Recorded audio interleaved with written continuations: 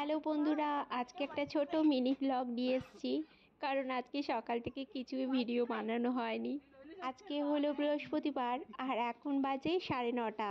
আমরা ট্রেনে উঠে গেছি কিন্তু এখনও ছাড়েনি। এটা হচ্ছে এপি এক্সপ্রেস অন্ধ্রপ্রদেশের, মানে এটা বিশাখাপট্টনম থেকে ডাইরেক্ট দিল্লি যায়, নিউ দিল্লিতে গিয়েই দাঁড়াবে। আমরা খাওয়া দাওয়া করেই 8টার সময় বেরিয়েছিলাম, এখন উঠে গেছি ট্রেনে, 10টায় ছাড়বে। আর এবার আমরা ট্রেন ছেড়ে দিয়েছে, মেয়ের জন্য একটু নুডলস বানিয়ে নিয়ে এসেছিলাম। আমরা ঘর থেকে খেয়ে দিয়েই বেরিয়েছিলাম, দিয়ে এখন সকাল হয়ে গেছে। সকালবেলায় মানে মিষ্টি একটু দুষ্টুমি করছিল। আমরা ব্রেকফাস্ট করে নিয়েছি, ব্রেড এনেছিলাম, কলা আর ডিম সেদ্ধ, তাই দিয়ে খেয়ে নিলাম। কিন্তু রাস্তায় না, বিশাখাপট্টনম থেকে এখন অনেকটা দূরে আমরা চলে এসেছি, খুব ঠান্ডা। মানে যখন আমি রেকর্ডিংটা করছিলাম ভিডিওটার, তখন আমি বলতে গেলে কাঁপতে কাঁপতেই করছিলাম।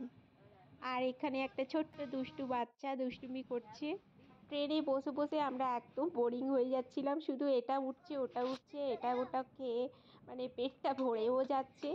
আর দুটো মিল অর্ডার করেছিলাম, সেই দুটো মিল মানে দুটো মিলে আমাদের হয়ে যায়। মিষ্টি তো খায় বলতে একদম কমই, খাওয়া দাওয়া হয়ে গেল। আর এটা হচ্ছে এখানের রাবড়ির মতন, এটা নাকি এখানে নাগপুরের দিকে খুব বিখ্যাত।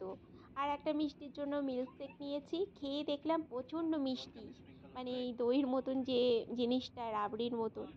আর এখানে না নাগপুরের দিকে প্রচণ্ড তুলো চাষ হয়, সেটাই দেখছিলাম। এখন বিকেল ওই 3টে 4টের মতন বাজে। আমরা নাগপুর হয়ে ভোপালের দিকে এখন যাচ্ছি। আর সামনে মানে কালকে শনিবার সকালে আমরা ভোর 6টায় পৌঁছে যাব দিল্লিতে।